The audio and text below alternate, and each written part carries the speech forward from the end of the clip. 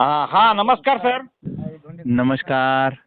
Karale sir, सध्या महाराष्ट्रातील तमाम शेतकऱ्यांना असा प्रश्न पडलेला आहे की मान्सूनचा संपूर्ण पेरणीयोग्य पाऊस महाराष्ट्रात कधी पडेल? तुम्ही जे विचारलेला प्रश्न आहे फार चांगला आणि सर्व शेतकऱ्यांना प्रतीक्षा आहे त्या मान्सूनच्या पावसाची. बरोबर आहे.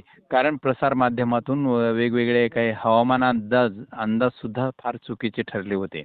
हो हो हो. परंतु शेतकऱ्यांसाठी फार आनंदाची गोष्ट आहे की मान्सून आज केरळमध्ये पूर्णतः केरळ व्यापलेला आहे त्याने मान्सून आणि ठरवलेल्या 4 ते 5 तारखेपर्यंत तो मान्सून केरळमध्ये आपली जी काही नैऋत्य मोसमी वारे आहेत त्या नैऋत्य मोसमी वाऱ्यांसोबत जो काही मान्सूनचा पाऊस आलेला आहे तो आज व्यापलेला आहे तो द्वीप.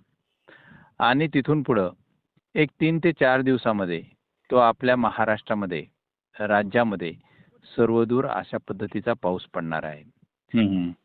तर आता उद्या जे 8 तारीख म्हणजे आज आणि उद्या हा केरळला व्यापलेला आहे.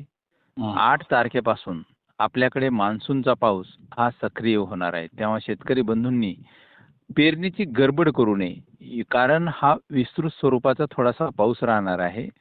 8 तारखेपासून तर 15 तारखेपर्यंत पूर्ण राज्यामध्ये जे खानदेश असेल, विदर्भ असेल, मराठवाडा असेल या भागामध्ये सर्वदूर असा पाऊस छान पडणार आहे. तेव्हा शेतकरी बंधूंना जी पेरणीची जी काही गडबड आहे ती 8 तारखेच्या नंतर ते आपल्या पेरणीचं जमिनीच्या ओलावा बघून ते करू शकतात साहेब. म्हणजे 15 जून पर्यंत संपूर्ण महाराष्ट्र व्यापणार मान्सून पाऊस. हो हो हो. Okay okay sir. छान सविस्तर थोडक्यात आणि शेतकरी बांधवांना समजेल अशी तर माहिती दिली आपण. धन्यवाद सर.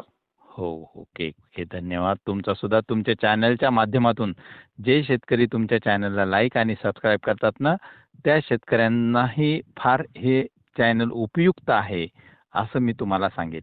Okay okay. धन्यवाद सर.